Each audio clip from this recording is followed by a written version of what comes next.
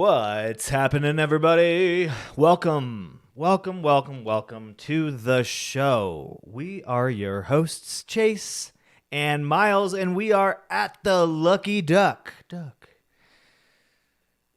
Welcome, everybody. Welcome, everybody. I was supposed to say that part. Oh, We need to go back, do it again.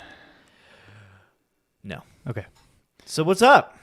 Today we're drinking Dirty Martins, is Dirty what Martins. I know them as. Cousin of the Dirty Martini. Yep. What's different about it? There's absolutely nothing. Cling. Cling. Cheers. Cheers. Let's give this a good slurpy slurp. Okay. Extra dirty today, boys. Yep. It tastes like I just ate an olive. That's because in this particular drink, we have Belvedere organic vodka. We have extra dry vermouth. And, of course, to make it extra dirty, we got some olive brine. Olive brine is... From the olive branch. Is the vinegar, the juice that you can get from a jar of olives. Right. And they actually sell it at like places like Total Wine or your local liquor store separate. You can just buy the juice. So where did the olives go? Well, they murdered all of them. They committed olive genocide. The thing I don't like about this is buying the jar after the olives have been there, because you don't know, like the guy who had the jar before, was he eating them? He's kind of like taking bites and putting them back. Yeah. So now you're getting shit from his mouth in your olive brine. Yeah, he cleans them with his mouth before he puts them in the jar. Right. And then he puts the pits back in the jar and he's like saving them for later. Yeah. Cooks them up, probably makes a good stew. Well, he strains them. And if you boil your olive brine to 165 degrees to kill off all the bacteria before putting in the drink, like I do, to avoid any olive brine maker's backwash. Olive brine maker. That's what we're describing right now, isn't it? Yeah. Okay. Pretty much. Yeah. Yeah, you got to kill all that out. You got to do your homework. You can't just go straight from olive brine juice bottle to cocktail mixer. You got to strain it. You got to emulsify it. You got to cold strain it. You know, this makes sense. Because last time I bought olives from the store, I got COVID after that. Yeah. Mm-hmm. So a lot of people don't know, but the leading cause of COVID-19 is actually dirty martinis. That's what the dirty martini comes from. Is like it's actually not the color or like the discoloration of the cocktail after you add the brine. It's actually just that brine juice is really dirty. Okay, is that why my throat is scratchy now? Yep. Okay. Is that why you have a sudden rise? And we need to do a COVID-19 test. I don't know. Yeah, I don't know. But anyway, it's good. I don't. Do you like olives? No, hate them. Okay, I used to absolutely hate them as well, and I still don't like those little black olives that they put on, Subway sandwiches, or a lot of times if you go to a cheaper pizza place, they'll just put those ones that come in the can.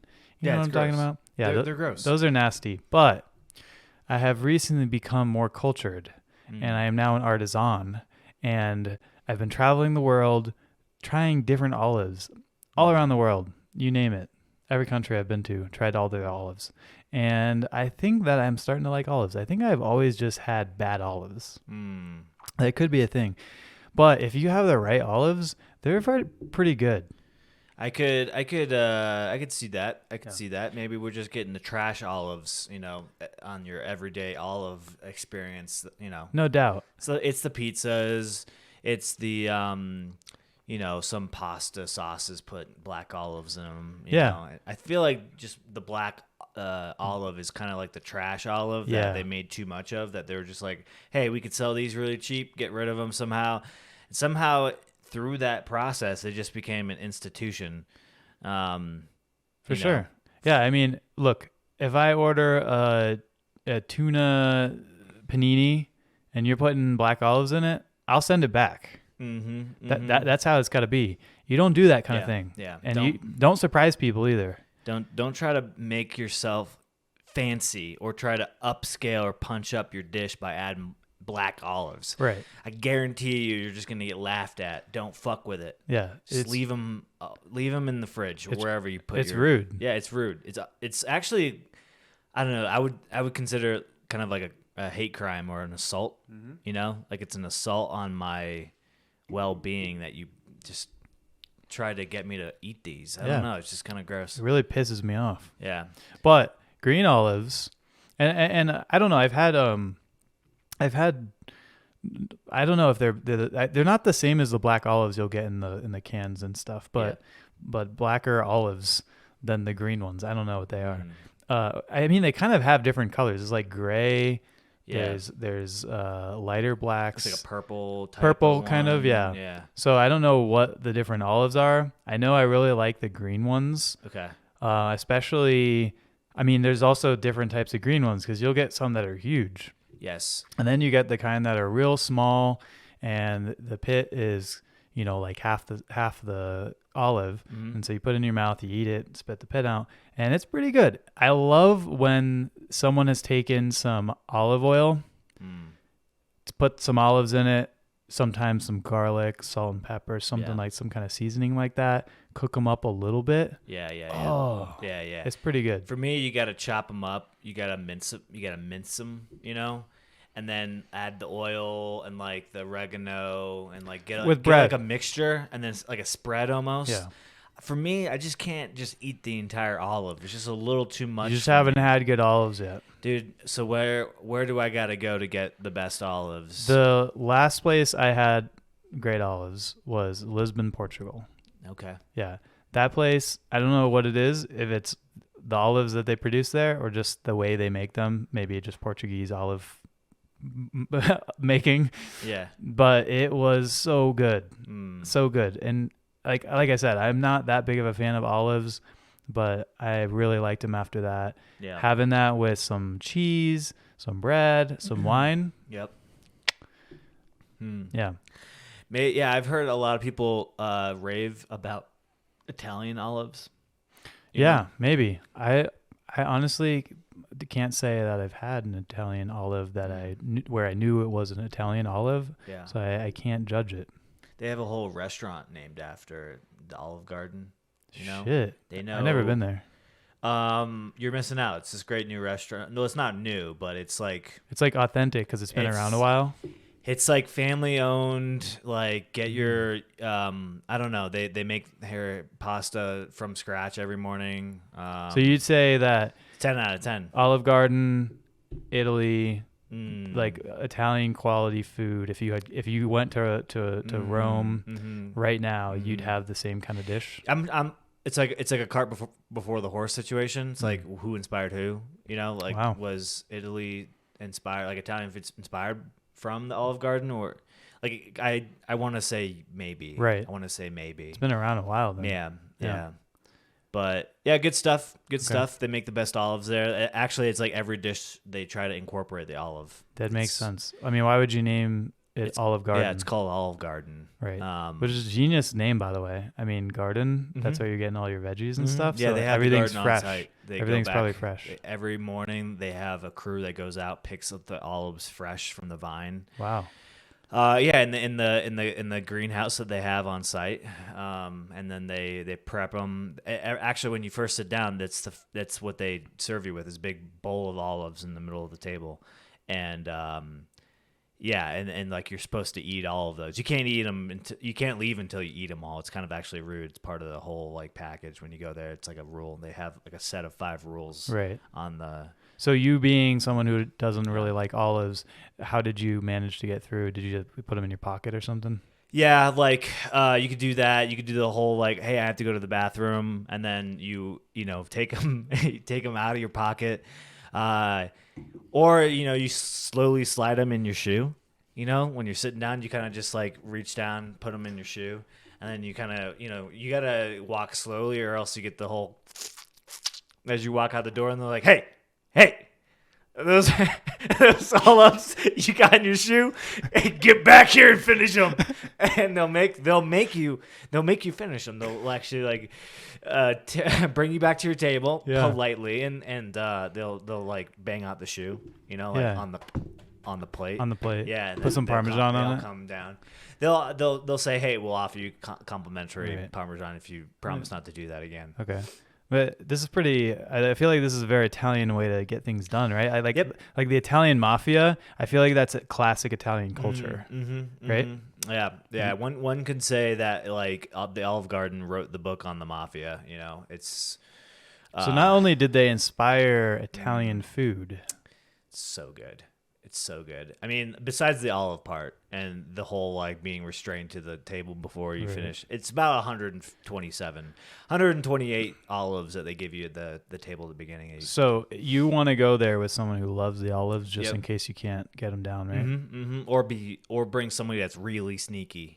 Just your sneakiest friend to help you get through. Right. Because if you can get past that, they actually have a really good offering of wine, like a pairing of wine and all.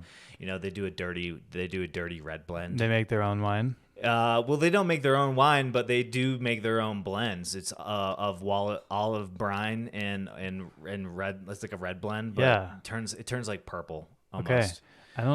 Okay. I There's think floaters, a lot of floaters. Yeah. If you like floaters in your wine, which I do, I love a good floater in my wine.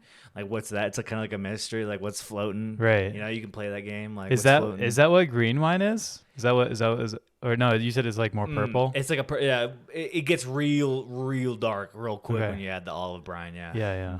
Yeah. It gives it like a vinegar taste. Like if you love the taste of just a hot plate of olive pasta with some olive, a dirty wine. It just goes really well together. And this is popular there? Dude, yeah, it's basically all they serve on the it's a red blend. I never heard of this. Yeah, so that's weird. It's actually it's pretty great. It's good. Yeah. Okay, it's on my list. Yeah. So the Olive Garden, I guess that's the place to be. Cheers to the Olive Garden. Cheers. 57 great years. Family run since '97. Family run. Which family? Remember the little mascot on the kids coloring sheet that they give you when you get there? I haven't been. If you go to a restaurant and they give you what are those printouts? Those 8.5 by 11 printouts, or maybe they're like 11 by 17 and a pack of crayons. Yeah. Just leave. Those are the type of restaurants you don't want to be at. Okay. But do you remember? For some reason, don't do it. No, the Olive Garden had one, and the mascot was it was like they had like a breadstick mascot, and then they had the olive mascot. Oh, I don't remember the mascot. It was like the Olive Garden, like kids, like every. Okay. I feel like every. Yeah, I didn't color. I wasn't creative, so. Every restaurant chain like that had the little printout for the kids to color on. They had there's like a little mascot, like. Like Tony the Tiger. Yeah, there was like Outback had the like kangaroo or something like that, and Longhorn it was like I don't know, probably like a cow. Yeah, a Longhorn cow.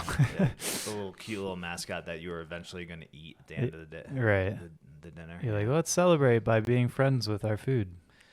Yeah. Yep. And that's how PETA was born. PETA. Mm-hmm. PETA Parker. Yeah. Okay. You haven't heard of PETA Parker? It's Spider-Man, right? Yeah. Okay. Is PETA still like is it still going strong? I don't know. Like they're still like a very active organization, but you used to hear a lot about them. I think back in the day. Yeah, I think probably. Honestly, I'm surprised they're not more relevant than they used to be. I think maybe what it is that it's more mainstream to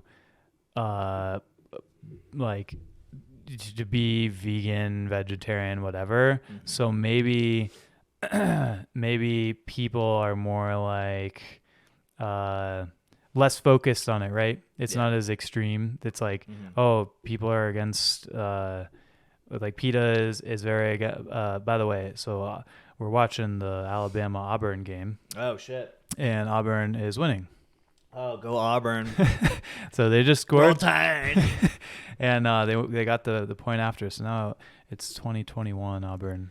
Dun, dun, dun. The Iron Bowl never disappoints. Such a great game. It's sponsored by PETA. So is it really? No. Like as we live and breathe, PETA is sponsoring football. Yeah. No, I think there's actually a lot of celebrities that donate to it that you wouldn't never expect. Yeah, it's kind of weird. Yeah, I feel like I haven't heard them. I don't know. They haven't been in the mainstream news in a while. Yeah. It's kind of like calmed down, For sure. Again, I think it's like people want something to be so passionate about, and it's like that was probably one of the easiest paths to be like loud, right? Because you're kind of like it was less common for people to be like pro animal rights, and then now it's become much more of a popular. Like when you go to the store, the number of free range egg choices you have is almost the same amount as the whatever generic Walmart version. Yeah. And some of them I think are actually even say things like cage free or whatever, which are all the buzzwords of. So maybe it's more like now that animals have more rights, they're less extreme about it. PETA did that. Yeah, PETA. PETA's marketing.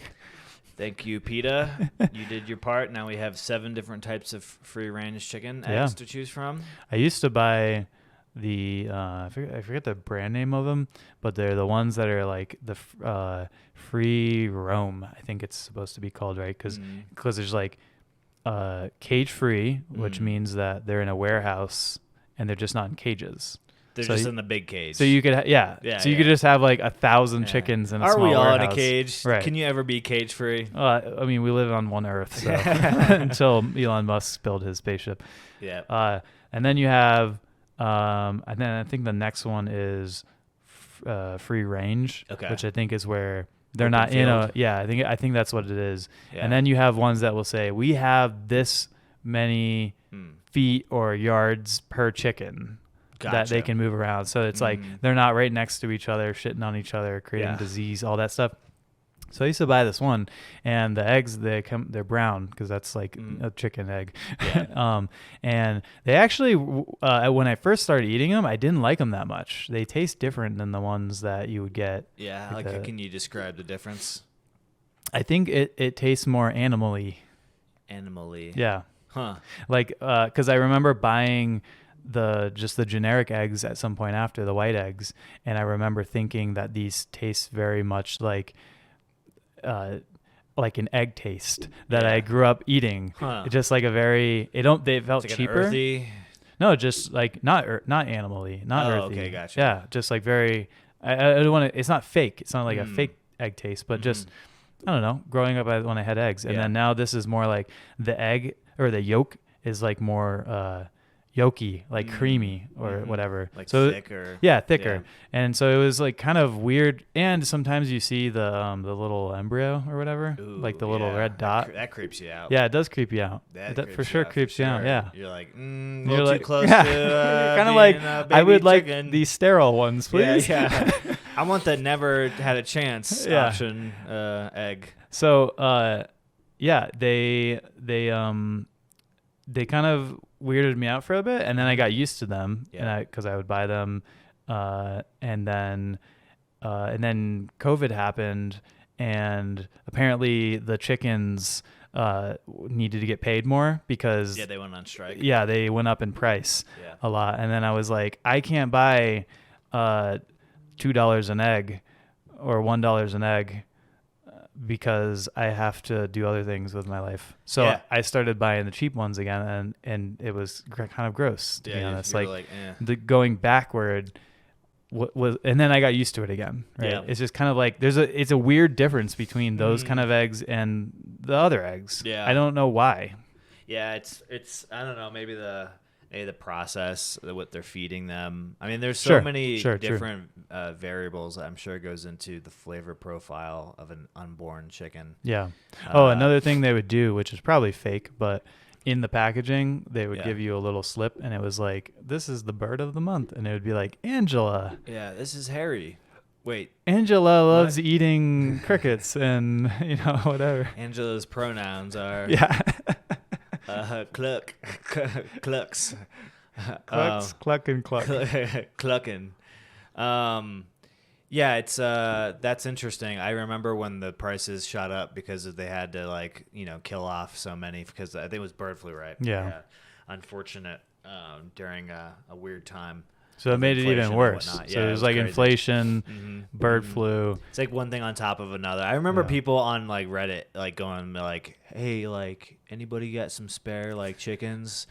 Like bitches were like planning their own coop in their backyard because they didn't want to pay the extra like $5 it cost, whatever it was. So then they just end up spending more on taking care of the chickens. People were willing to go head first into full-on chicken coop responsibility just to avoid $5 in upcharges. Or just not buying eggs for a while. That was a solution too. There's other things to eat. Wait, what? No, definitely not. I remember when the peeled hard-boiled eggs in the bags, it was cheaper to buy. They usually come in half dozen. It was cheaper to buy 2 bags of that than it was to buy a dozen raw eggs. It was pretty weird the way they were like pricing them up. And I also remember the first time seeing somebody buy a carton of egg whites and how I thought that was kind of weird. Yeah. Isn't it? It's just like it feels weird when you take the yolk away. It's like it's a fluffy white, mess of just like I guess you could pretty much only make scrambled eggs with it, right? Or I guess you could make an omelet. You can make an omelet. You can make anything really. You can't just do the runny part. Yeah. And then I remember this year I went to a restaurant food show in Chicago, and I've gone a couple years in a row now, and I've seen this certain category of food grow, which is the meatless vegan fake meat category. You have, of course, the Beyond Meat and like a Impossible Starbucks meat right? and stuff. And now the fake egg market has like really exploded. I saw like 3 or 4 different companies that made a pretty convincing egg. I had tried a few ones with yolk, with like the yellow and the white together, and it was completely egg free. Egg product, chicken product free, animal product. It was I was like, wow, people are going through great lengths to make this shit. Do you know what they're making? Taste like it. What? Do you know what they're made of? The fake eggs? Yeah, it's like a lot of it's some of it's soy based, but there's also a lot of like because like soy's becoming like a you're not supposed to have that market much of it. You're not supposed to eat a lot of soy like that. So like a lot of people are trying to move away from just relying on soy to do the fake stuff. So I think it was a lot of like chickpea extracts and stuff like that, and like a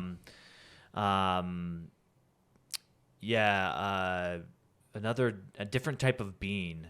I can't remember the whole mixture of it. Lots of oils. Yeah. Interesting. Are they low calorie too? Or is it more just playing to the I didn't think they were low calorie. Yeah, it was strictly just like, hey, do you want something that has a high shelf life because it's like fake, and something that you can offer to like your vegan audience. Right. If you're running a breakfast restaurant, it's like eggs is an integral cornerstone to your whole operation, and so like to have something like this that tastes really close, I think is like important for today's audience. So. Yeah, for sure. I mean, they used to use, not used to, but they still do, but the egg scramble or the tofu scramble. Yeah. Which is, I mean, pretty good. I mean, if you make it well, but it's pretty good. It's definitely not egg. It doesn't taste like egg. And I think they only try to be egg when you're making a scramble dish. Yeah. But yeah, I've tried some of those as well. They have one really common one in the store. I think they call it just egg or something like that. Yep. And so it's just like a carton with like the mixture in it. Yeah. And it's decent. I know. So people were buying egg whites because of the health reasons, because people say that you shouldn't have too much yolk. Yeah. I guess it has too much cholesterol. I don't know if that's still true, but yeah, I've heard a lot of like controversial things about that, and there's like a lot of back and forth. Yeah. I think the general consensus is like the egg as the whole is like actually healthy. Yeah, positive for you. But then you don't have too many of them like anything else, and it's fine. Exactly. Yeah. Don't overindulge in anything really. So I think the point of it is really just calories. I think that's why Mhm. people eat. So like Starbucks has a lot of the egg white Yep. wrap, egg white, whatever, and I think that's Mhm. why it just makes it less calories. So they Yeah, can, those are pretty good. I yeah, think and I saw that they're starting to like sell those in the frozen food aisle. Those little egg bites. I think they're starting to sell those like from Starbucks or just the Starbucks branded oh, ones. Yeah. I think I really? saw them the other day, yeah. And I thought that was interesting. So now you can just make them at home if you're really like super in love with that product. Yeah. Yeah. The Starbucks, I could have sworn they used to make a wrap that had cilantro in it. Mhm. And so the only thing I would ever really get at Starbucks would be that Beyond Meat thing or whatever, Oh, the yeah, the Impossible. I don't Impossible know. And sausage yeah, patty. but I don't like it that much. It's Mhm. like if I was really hungry and I wanted to eat something, I'd usually just get Mhm. that. But then I had one of their egg white wraps recently that has spinach and I think tomato in it. And Mhm. it, I guess, doesn't have cilantro because I didn't taste any cilantro in it. It was really good. Yeah. They make pretty good frozen food. Yeah, I mean, it's I think a company of that size goes through so much rigorous quality check and quality control and just like test marketing and things like that before it actually hits the Yeah. nationwide scale. So like whatever you're getting at Starbucks is like gonna be at least acceptable from a taste standpoint, you know. Yeah, so they won't come out with something that people are like, "Oh, this is disgusting." Or it's just like, it's okay, Yeah. you know. When I was flying through Toronto airport Mhm. from no, yeah, I don't know. I think Toronto. I went to a Starbucks in that airport and they had some different breakfast sandwiches. They had an actual burrito that had potato and stuff in it, Yeah. and that was really good too. Mm-hmm. Mm-hmm. Generally like their food. I mean, it's probably not that good for you, but if I'm on the road and need, especially in the morning, because I'll get coffee there, Mm-hmm. because Starbucks is very like it's fairly consistent. Mm-hmm. If you go to a Starbucks that isn't one of those that's in a grocery store or something, it's like 8 times out of 10, it's gonna taste the same as usual. Yeah. But so it's good when you don't have another choice. You go there, you know what you're getting, Mm-hmm. and yeah, usually pick up breakfast or something. Yeah, it's yeah, they go through a lot of like quality control stuff that, you know, and tries to ensure. You know, and a lot of those things now, a lot of those coffee makers are like one touch button operations. Like it's like if you go to like a national brand or whatever and they're using an espresso machine that's like got a touch screen on it now. It's kind of hard to mess that up. You know, Yeah. of course, there's always those mom and pop barista shops. You know, the local guys that have the big, you know, old fashioned Italian, you know, or French espresso machines that come in imported that are like $40,000. You know, that require lots of manual operation. You know, so a lot of people they still revel in the process and all of the different intricate things that go into making a good cup of espresso. You can really go down a rabbit hole, and Yeah. you know, Well, Starbucks definitely isn't that, right. but it's like it's to your point, the consistency of like a decent cup of coffee is what people still go back, and Yeah. they like the taste of it. They've over the time developed an audience for like the taste of. Well, that's why people coffee. drink Bud Light, Coors, Yeah. and so on because Mhm. it's extremely consistent. Yep. Like you're probably never going to have a Coors Light that tastes different from a bottle or can. Mm-hmm. From draft, sure, because it can be old, whatever. The CO2 can be off, whatever. But it's going to have the same familiar taste. Yeah. Consistency is key. Right. But I wonder about the coffee, like with Starbucks. Yeah, the prepared drinks, those how they mix them and everything can actually taste quite different. But I think the actual coffee taste is pretty much exactly the same. Yep.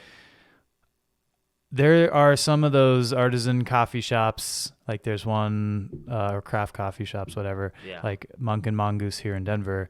Mm-hmm. There, every time I go there, it's fucking delicious. Like every single time I go there, it's so good. Yeah. And they're one of those places they grind the beans, they prepare the espresso, and they have one of those giant machines that's probably $40,000. Mm-hmm. Is it the machine or is it the beans? It's everything. It's like the So if Starbucks took the same beans that Mhm. Monk and Mongoose is making, put them into one of their automated machines, Mm-hmm. would it taste the same? Or is the manual machine gonna taste with a skilled barista gonna taste better? arguably the one with like the more manual process, because you have more control over each step of the process. You know, what are the grind settings? How fast is it? How you know, what's the course level? I mean, you know, I'm assuming these really good shops, they really understand the bean that they're using and the exact way to grind it, the exact way to pack it.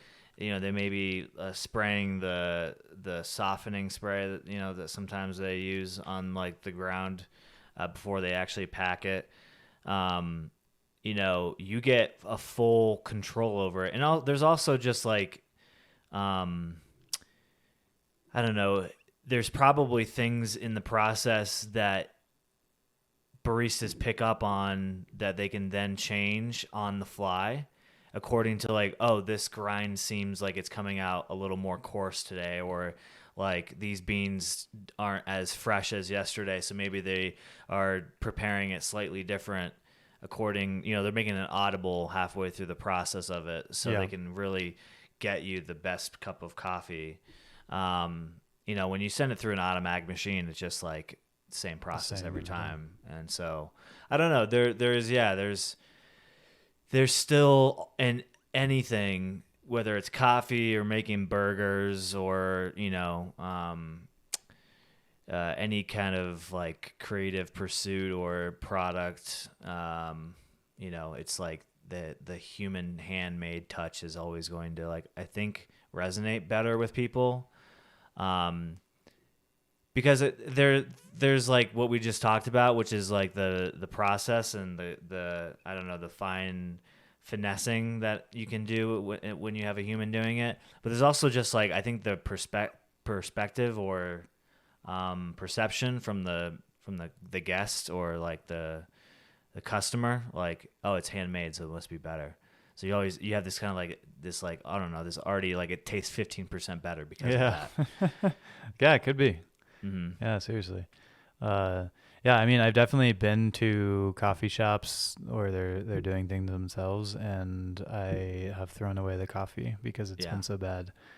Mm-hmm. A burnt cup of coffee is the worst. Which I'm like, guys, you do like the main the name of your place is something coffee or whatever. That's the main thing you do. If your main product isn't good, like not just phenomenal, but just good, you have to close. Like, you just have to close. I don't know. Yeah. Like, you shouldn't exist. Like, it has to be better than Starbucks. You know what I mean? Yeah. I mean, Starbucks is like, they're not the McDonald's of you know, I don't know, maybe like Chipotle or something of like burritos. They're good. Like, they're real good. They're not the best. Like, I wouldn't recommend someone coming to the US be like, go to Starbucks, it's great coffee. Yeah. But also, like, when you can get it anywhere. I feel like you can globally at this point too. Oh yeah, so, like, for sure.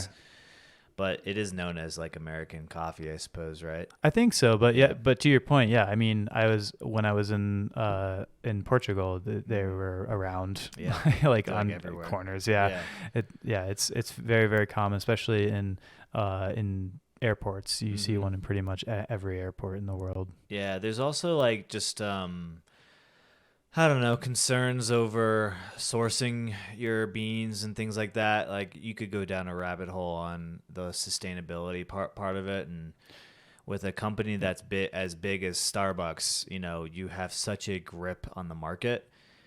And, you know, there's probably some not so savory things that Starbucks could do to its suppliers.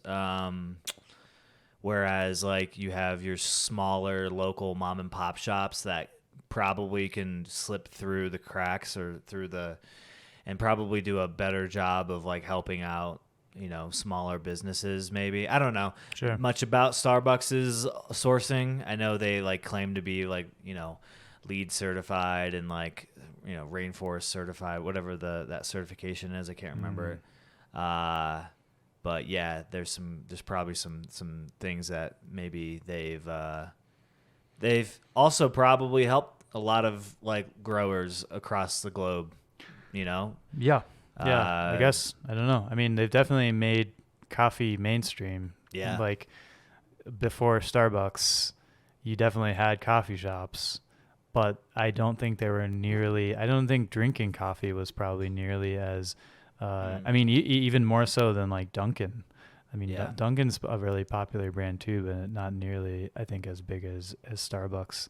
At least if you went somewhere else in the world, you might see a Dunkin' in certain cities, really touristy areas. Boston. Yeah. Gotta get your dunks in. But like, if you went to Norway and you were like, you guys ever heard of Dunkin'? They'd probably, Yeah, probably not. Yeah. But if you had Starbucks, I mean, yeah, if they're from a city, then they're probably more likely to say yeah. But I think they made coffee more mainstream, more than just having it at home, at least in the U.S. I don't know about in Europe, because I think going to, like, especially in Italy, like, going in the morning, grabbing an espresso, like, that's always been, I think, a popular thing. Yeah. But in the U.S., yeah, they made it more popular, so growers benefited. But who really benefited? Who knows? Maybe like a couple of families. I wonder how much coffee is responsible for the productivity output, you know, across the world, in terms of, like, making people more, I don't know, like, in tune, ready to go, get that caffeinated boost, you know? Yeah. Like, what would we do if, like, one day the coffee just, like, wasn't a thing anymore? We'd probably find some other stimulant to get hooked on to get us through the day. I mean, yeah, like nicotine, I guess, right? Yeah. Like, maybe coffee has helped people use nicotine less. I don't know. Yeah. I know that coffee is not, like, it's always been a thing. People Coffee have and a always drank cigarette? coffee, but Coffee and a cigarette, that'll open you right up. yeah, your morning coffee and cigarette. Yeah. I think that was the thing in the previous generation, right? Yeah, it was. Yeah, nobody smokes cigarettes in Colorado. You notice that? Like, there are people that, you know, still, but Yeah. like, I know very few. Yeah, in fact, sometimes I'll go travel to another state and go hiking, and people will be smoking cigarettes on the trail, and I'm like, what the fuck are you doing? This is disgusting. Yeah, I think you were there with me when we were playing disc golf, and there was a guy just, like, kind of doing his thing. He was in a group of two, and he was, you know, we let him kind of play through our kind of crew that we were running with that day, and guy was holding a Michelob Ultra and smoking a cigarette, just, like, and throwing a disc, just living his best life, just, like, no fucks were given. Just, I kind of admired that guy in a way. I was like, wow, yeah. If I had, like, I don't know, if somebody was like, Chase, you're gonna die in 10 years, I probably would, like, do that what that guy's doing. Just gonna smoke as much cigarettes as I can, just, like, so then you die in 5 years. I don't know, man. I don't know. I've seen people do it. Yeah, that guy was probably 40 years old. Yeah, and exactly. he looks 70. And he looks like this hasn't been his first rodeo. That guy's been doing that for a long time. Yeah.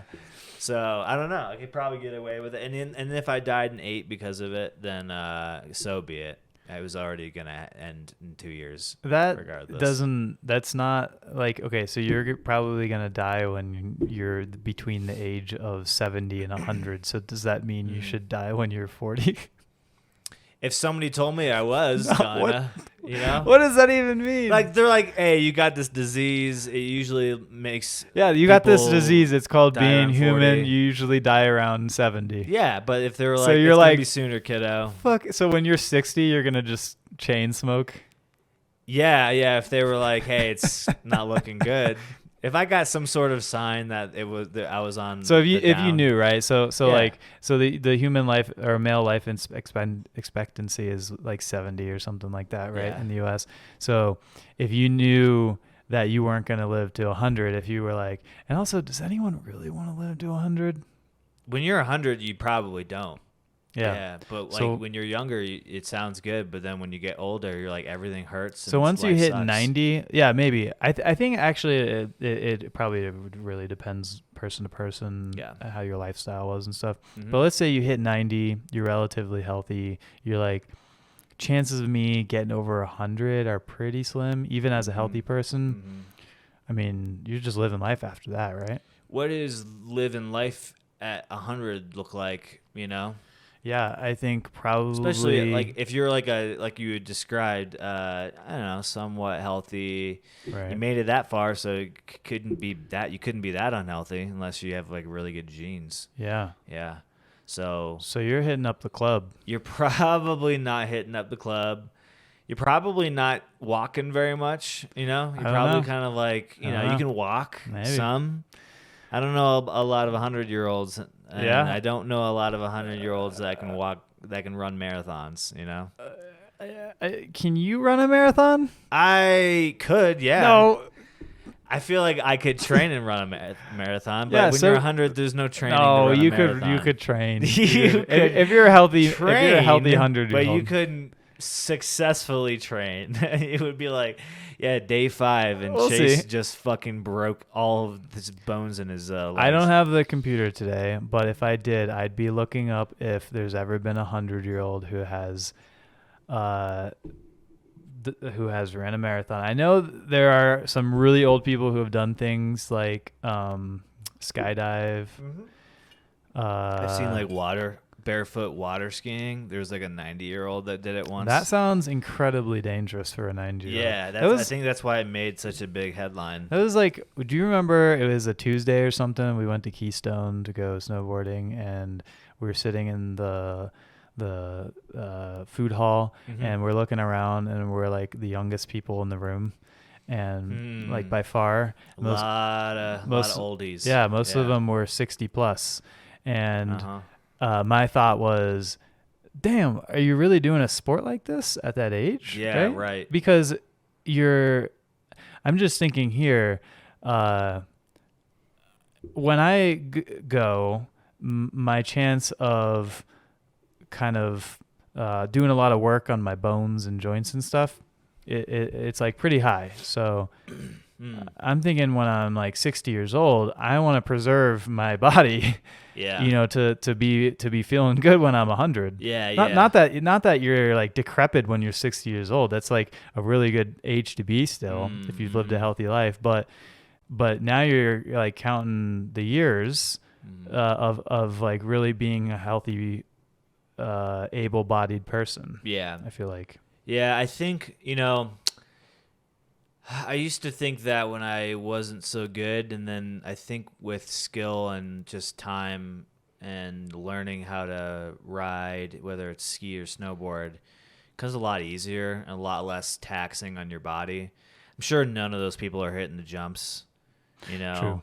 They're just kind of cruising. They're just kind of letting gravity do its thing, and they know. They're that old. They've probably been doing it for most of their life. So they have the right mindset and technique to go in where it's like very low impact on their body, and they're just cruising greens and blues, taking it easy. They're just kind of moving. So they're just back out and there forth for the day, just to there's no around. difference between that and like something like water aerobics. Just kind of keeping your body moving. You're swaying back to side. That's different, but yeah, I get the idea. Yeah, it's like I don't know. I could. I could pickleball see arguably is significantly more safe, even if you're just cruising. Yeah, definitely more safe because I think there's less velocity involved. Right. And obviously like less of a chance for somebody. Like I feel like it's like with driving. It's like driving can be incredibly unsafe, no matter how good you are, because you just don't know who behind you or around you is going to be good. Right. And the same can be said for the mountain, right? You could be 65, 70 years old, the best skier, and then all of a sudden you got this 20-year-old who's day 2 on the mountain. He comes crashing right in the side of you, and suddenly you hit your head, and there's no coming back from that. Yeah, and you're dead. You're dead. By the way, an update on the Alabama-Auburn game. Auburn is still winning. They have since made a field goal, so they're now up 24-20, and there's 9 minutes and 20 seconds in the fourth. We just got an upset alert from Apple TV or Hulu or whoever that was.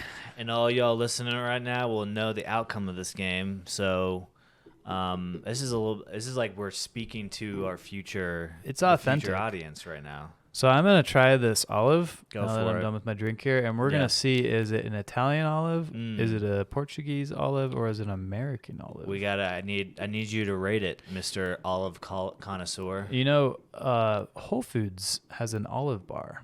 And you Yeah, can they get do. Lots of different olives. They're expensive.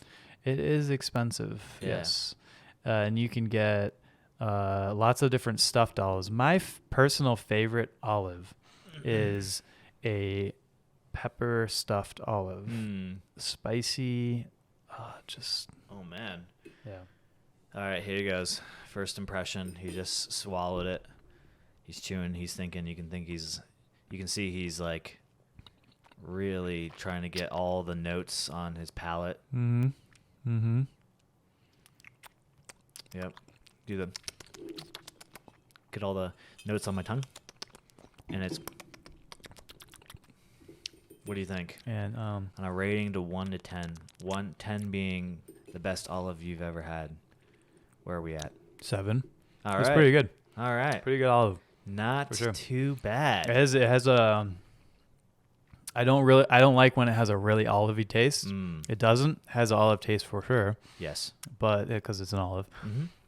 And there was a lot of meat to pit ratio, to seed ratio. Ooh. So So that's a good thing then.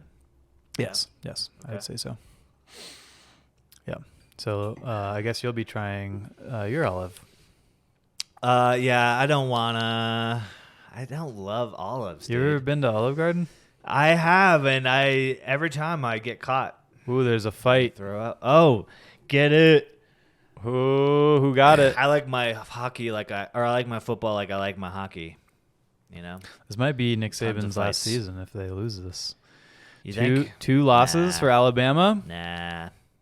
Yeah, you're out of here. Of course, Alabama fans might think so. No, I mean Alabama fans bought his house, so That's true.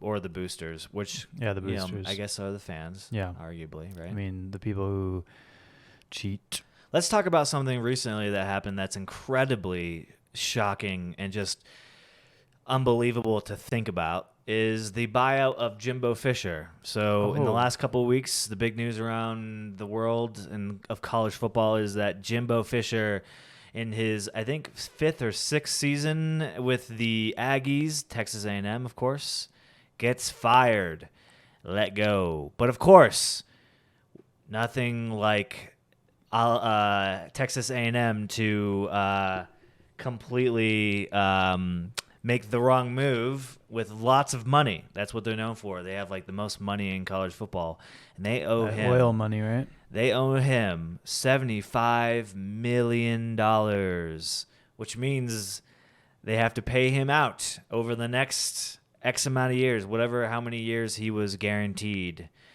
I don't know the number. It was 5, right? Something like that. So I think the math was that he will be getting paid every single day. Jimbo Fisher will be making $21,000 to not coach. That's pretty sick. That's almost how much I make. Isn't that weird? Yeah. Now, the question is, if Jimbo Fisher, say, accepts a job coaching somewhere else, is it now Right. does he get double dip? Or Yeah. does the team have to now pay his buyout clause? Because are they basically like benching Jimbo Fisher? Like, it's like, hey, we bought you out for the next 5 years, which means like either you coach here or you don't coach anywhere. And we've decided you're not coaching here, so that means you can't coach anywhere.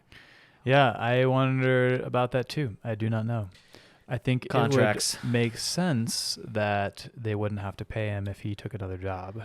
But that's insane to get paid to not coach. Yeah, that's like a lot of CEOs. Much money. Yeah. That's like which I think it was one of the banks or big financial companies. There was a CEO or C-level person who got fired because of sexual assault. Oh. And it was no, this is okay. So that is probably still a thing, but coach of an NFL team. I can't. Blanking off the top of my head. You know what team it was? No, I don't. Okay. He in like a bunch of emails he had sent over time, there was a bunch of racist stuff in them. Oh shit! And he got fired. Yeah, and they fired him, but still had to pay him out. And so now, and I think there was a second guy for the team. I want to say it was like the Jets or something, but yeah, now they're just like, so you can be super racist and still get paid. Yeah. It's like severance is interesting in that same way. Yeah. When you want to get rid of somebody and you basically have to pay them to go away. Right. Yeah. Right. Because it'll cost the company less than like the lawsuit of keeping. Yeah, them. they have to like sign a bunch of paperwork saying like by accepting this money. It's kind of like an NDA in a way when you settle in a lawsuit. It's like, oh, take the settlement money, but in return you can't say anything indefinitely for an X period amount of time. So here's what I would do: spend all the money and then say something. You know what I mean? It's like, what are you gonna get me now? Probably they could sue you for violation of I have no money. Terms of agreement.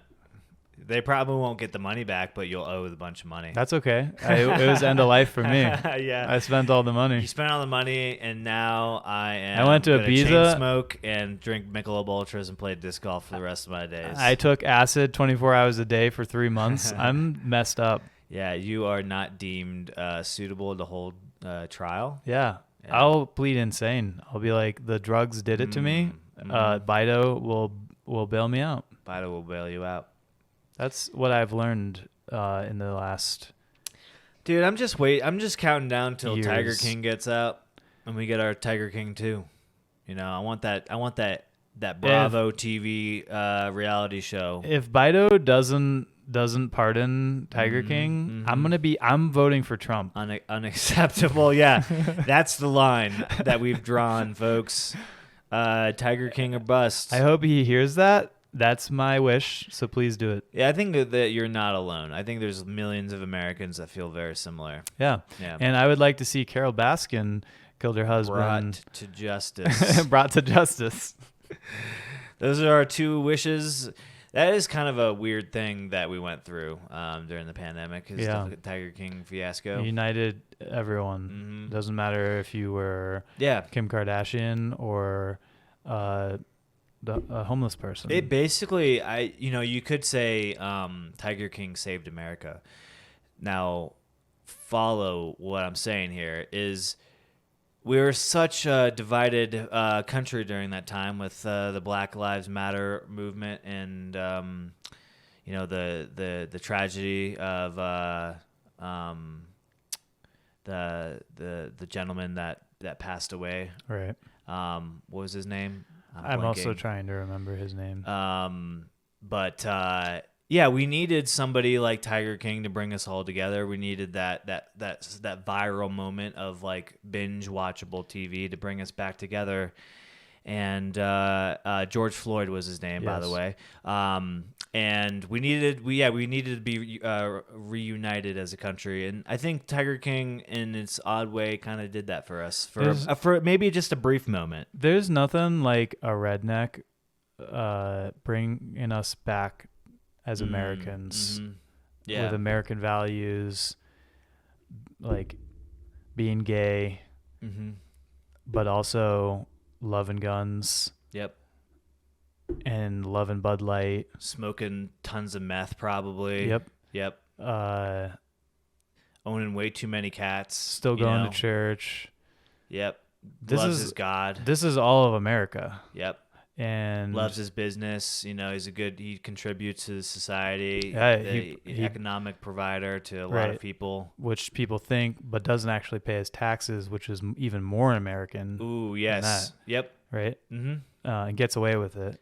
That's like the epitome of being an American. Right. Yeah. If there's anything I learned from Donald Trump's presidency, it was that.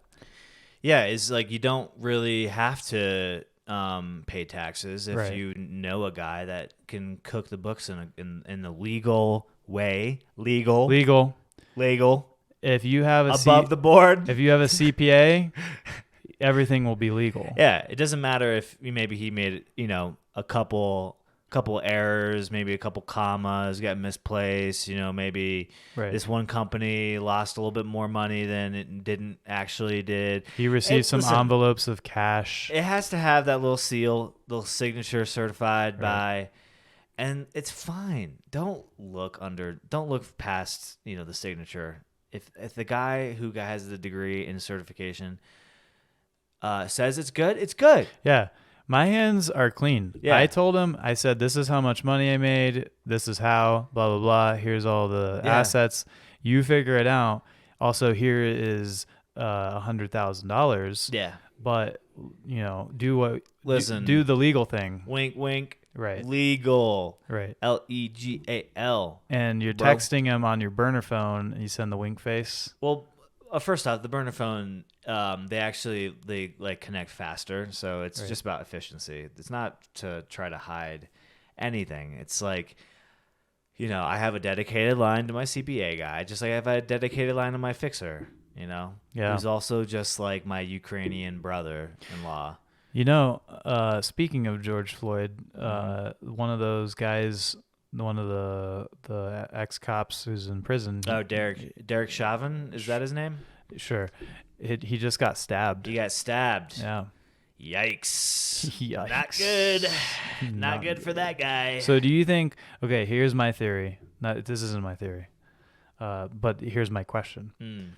Was it a guy that he had pissed off while he was a cop, right? Arrested, maybe, whatever. Oh. Was he just targeted because he was a cop? Was he targeted because of what he did, right, to George Floyd? Likely. Or was it because he just pissed off somebody, because that can happen too. Yeah, there's so many different reasons why you could get stabbed in prison. Right.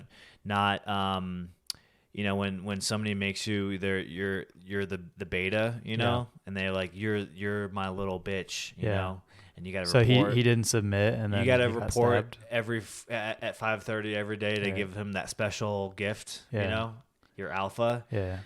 He didn't show up. Maybe that could be a thing. It's a could be a homophobic situation. thing. Yeah, he could be homophobic. Yeah. Could be homophobic. Right. Because that's what homophobia is. Not wanting to get raped. Not wanting to, Right. to service your alpha. It could be a lot of that stuff. I'm sure there's gonna be an investigation. I mean, or not. We could just Jeffrey Epstein him. You know what I mean? Yeah, it's there's probably a story. It's probably the Derek Chauvin story that he wants to get out, and he'll get killed before he can tell it. Do you think Netflix will make a documentary about it? They could. They haven't made. Have they made an Epstein doc yet? There's probably a couple out there. Oh yeah. There's definitely. I've seen one. I saw one. Yeah. A couple of years ago. What was the conclusion? Do you remember the general consent? Was it that he didn't kill himself? Oh, I don't remember. I'm trying to remember if they even talked about it in that documentary. Oh, I want to say I watched one that was on. I'm mixing Epstein and Fyre Festival for some reason. Oh shit, Fyre Festival. Yeah. I mean, did you buy your Fyre Fest 2 tickets, by the way? I wonder if that's still happening. Yeah, I bought it so I could resell it. Like do one of those. Yeah. So I am. You're looking at a potential millionaire over here. I'm Either thinking that or someone with a good time. It is kind of crazy that Blink-182 was the headlining band to the original Fyre Festival. Yeah. It's just kind of weird. And it was weird. the bad Blink-182, Yeah. without Tom DeLonge. And they're like, we need money for some reason. Yeah, they're like, we'll agree to do this. Oh no, they fucked up. It doesn't look like. Oh, they didn't get It it? doesn't look like he ended up getting it. Damn, he's He like, looks, oh, he shit. looks upset. So what happened? He touched it? Man, this is a really close game, huh? What happened? Let's see. Right here, here's a replay. Uh-oh. So Fair Auburn's... catch. He gets it. Oh, maybe he did get it. Probably not. There's maybe a flag. Oh, well. Yeah, Fyre Festival, man. It's happening. Get your ticks at firefestival2.com. Apparently, it's happening. It's like, I don't know if they've released imagine being the bands that they go to. Like, listen, we think you're the perfect band for Fyre Festival 2. It's gonna be great. Can you dedicate 2 days, 2 separate performances? You'll be on day 1, day 2. What do you think, Santana? And Santana's like, fuck yeah, I'll do it. I'll do 3 days. Okay. Fyre Festival. And then they announced it's it. just Santana. Yeah. Yeah. In fact, they were gonna do Santana Fest, but then the funding dropped, and then the guys from Fyre Festival came in like, we'll just take over. We'll call it Fyre Festival 2, but it'll really just be Santana Fest. That's what it was. I could get down with some Santana Fest. Yeah. I was recently listening to his music. He did, a lot of those collabs. He did with like Rob Thomas. He did like a Nickelback collab. Yeah. Good. Like that guy. The guy knows how to cross genres. I think he's like. I don't know if he's from Mexico, but I think he's of Latin descent. I think so. Yeah. And so like he successfully transversed the mainstream of pop music during the early 2000s and beyond with his signature guitar sound, much like Jack White or I don't know, Jimi Hendrix, just like has his own distinct sound. For sure. So Alabama did end up getting the ball. They didn't get the touchdown. They must have gone down or something. Well, shucks. Yep. So we're gonna say that they didn't really deserve this one. Well, I mean, in the spirit of we got FSU football versus the Florida Gators, we have the Alabama. What is it? The Tide, the roll, Roll Tide. Roll Crime. The Rolling Tide versus. I mean, so many great matchups in the world of college football. The rivalry games, as Later they call we them. have Georgia versus Georgia Tech. Gonna just be a stunning day of football. So hopefully there's some good ones. I'm sure everybody listening now will know the outcome of all these games. But we're all excited here. We're all excited. Yeah. Michigan won the Ohio State. Yeah. Yeah. Very, very exciting. Down to the last drive. Good game. Missing their head coach because he cheated. But yeah, there's some cheating. There's some cheating stuff going on. But Yeah.